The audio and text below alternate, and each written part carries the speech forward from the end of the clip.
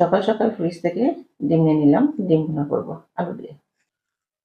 ডিম সিদ্ধ বসিয়ে দিচ্ছি। এই যে আলুগুলো নিয়ে নিলাম, আলুগুলোর খোসা ছাড়িয়ে নিচ্ছি। এই যে আলুগুলো কুচি করে নিয়েছি। তেল গরম হয়ে গিয়েছে, এই যে ডিমগুলো একে একে কড়াইয়ের মধ্যে দিয়ে ভেজে নিচ্ছি। এই যে ভাজা হয়ে গেছে, ডিমগুলো তুলে নিলাম। পেঁয়াজ মরিচ কেটে নিয়েছি তরকারিটা রান্না করার জন্য, একটু দিয়ে দিচ্ছি একে একে। পেঁয়াজ ভাজা হয়ে গিয়েছে, একে একে সবগুলো মশলা আমি এখন এখানে অ্যাড করে দেব। লবণ দিয়ে দিলাম, হলুদ গুঁড়া দিয়ে দিলাম, মরিচ গুঁড়া দিয়ে দিলাম, আদা রসুন। এখন এখানে সামান্য পানি অ্যাড করে দিয়ে মশলাগুলোকে কষিয়ে নিব। এই যে আলুগুলো দিয়ে দিলাম, সব কিছুকে নেড়ে চেড়ে মিশিয়ে নিচ্ছি। মশলাটা একেবারে আলুর সাথে সুন্দরভাবে কষিয়ে নিয়েছি। এখন ঝোলের জন্য এখানে পানি অ্যাড করে দেব।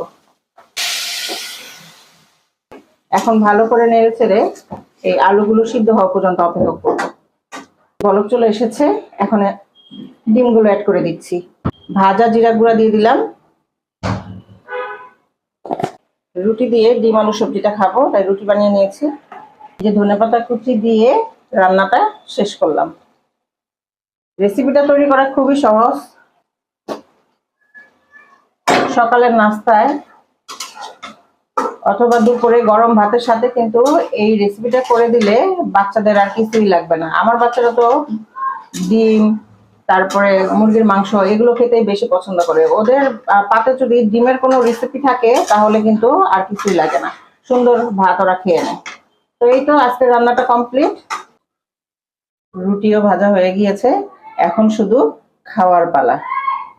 গরম গরম নাস্তা নিয়ে নিচ্ছি। তো বন্ধুরা, আমি খেয়ে নিচ্ছি, টেস্ট করে দেখি কেমন মজা হয়েছে। বিসমিল্লাহ। অনেক মজা। নিজে রান্না করছি বলে তাই না, সত্যি খেতে কিন্তু অনেক ভালো হয়েছে। গরম গরম ধোয়া ওঠা তরকারিটা দিয়ে রুটিটা খেতে কিন্তু অসাধারণ লাগছে। নাস্তা খাওয়ার পরে সকাল সকাল এক কাপ গরম চা।